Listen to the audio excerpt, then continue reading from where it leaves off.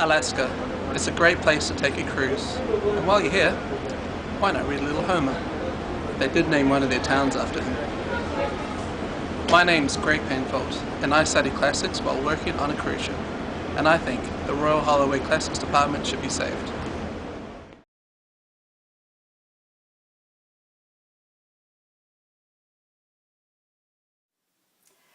I'm really sorry I can't be with you today, but I am absolutely with you in spirit, which is why I wanted to send you this little message by iPhone. The reason I'm not in London is because I'm filming in Athens, and I don't say that just to fragrantly publicise the work I'm doing, but actually because it is very relevant. I'm in Athens making a new series about the women of the ancient world, and this has been commissioned by the BBC because they know there is a huge audience for this kind of material because it is seen as popular and relevant by the general population. Now, I first started to study classics when I was around 18, 19 in the mid-80s. And at that time, everybody thought I was crazy. They said that this was a dead-end subject, the study of dead languages and dead cultures, and it would be an entirely pointless thing to do. But that was at the end of the last century. And in the 90s and in the noughties, people realised that was wrong. And actually, the classicists and ancient historians have a huge amount to give the world. Interestingly, this is backed up by hard data that's come out of studies particularly done in America. We could all wax lyrical about the general value of the classics, about the fact that the words I'm using today are probably between 40 and 50% of Greco-Roman origin, that understanding the ancient world helps you to understand your own, or something even more romantic. Wordsworth said that although humanity has many faces across time and space, we share one human heart. And a study of the ancient world certainly tells you that. But I don't think now is the time for such romantics. Let's have a look at a bit of hard data. As I said, the Americans, always ahead of their game, have commissioned a lot of very particular studies into this, and they've found how eminently employable classicists and ancient historians are, because these are people who have extraordinarily transferable skills. They can handle difficult material, and they just understand the world. And so whether you're in business or politics or publishing or even in media development, classicists are always in demand. So can you explain to me why a department which is so well established and so well respected is being hit at in this way? It seems to me that it is entirely retrograde. My one plea to those people who are making decisions about the future of classics at Royal Holloway is to think that they should be ahead of the game, not behind it. Because this was the sort of thing that was being talked about at the end of the last century. We are now in 2011. All around the world, the value of this study is recognised and celebrated. And in the UK, we need to continue to nourish it.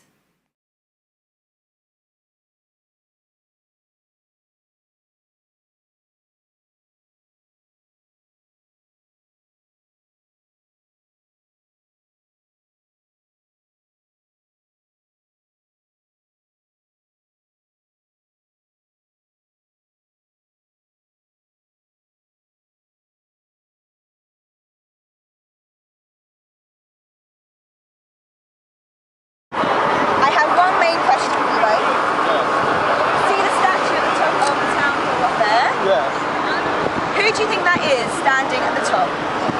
Well, I guess it's a figure from classical mythology, is it? Yes, yes. But it seems rather semi-naked. It must be a god. A god of some description, yeah.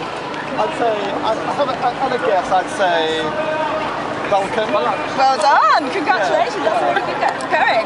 Have you ever looked it up before? I should have done. I'm Sheffield born and bred. I've never actually looked at that thing.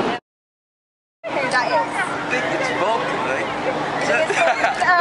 Only because you said, no, I didn't have a clue, never even noticed it. You didn't know? Quite honest. Never noticed it, never looked as far up past the clock. Like, just, you don't really walk around town looking up most of the time.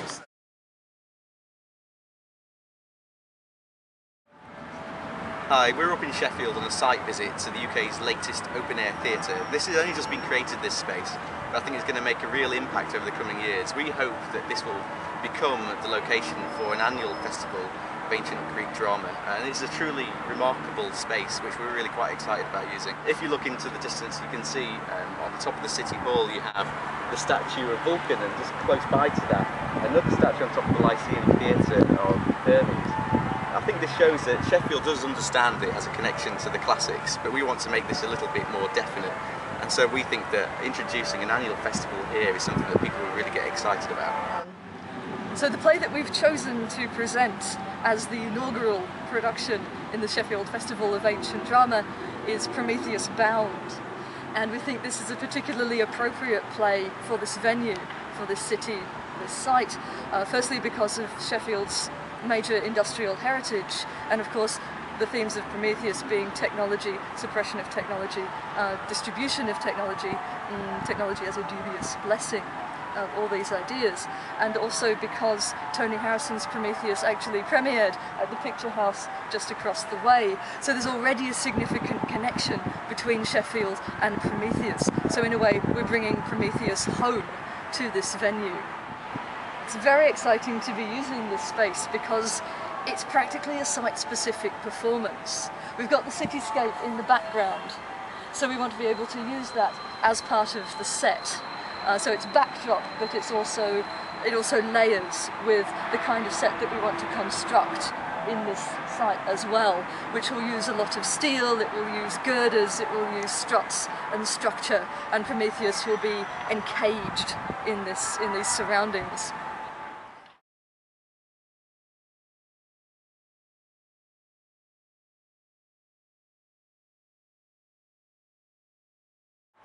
The aesthetic that we want to use for the production overall can be summed up in one word, which is steampunk. And I don't know whether you've come across this aesthetic before. It's basically Victorian era science fiction. So everything is steam driven, everything is mechanical and clunky and large scale. So it's got to be huge because whatever we do here has to be able to compete with what's behind it. So it's got to be loud and large and in your face. In the Chef-Fest weekend we're also going to have poetry performances, exhibitions of the set and the costume. We're going to have school workshops and also a screening of Tony Harrison's Prometheus in the cinema behind me. And what we're going to hopefully achieve from all this is to prove how classics is still relevant within the modern polis. Put in your diaries, 22nd to the 24th of June 2012, Chef-Fest Mark 1. For more information, please email us at the email address below.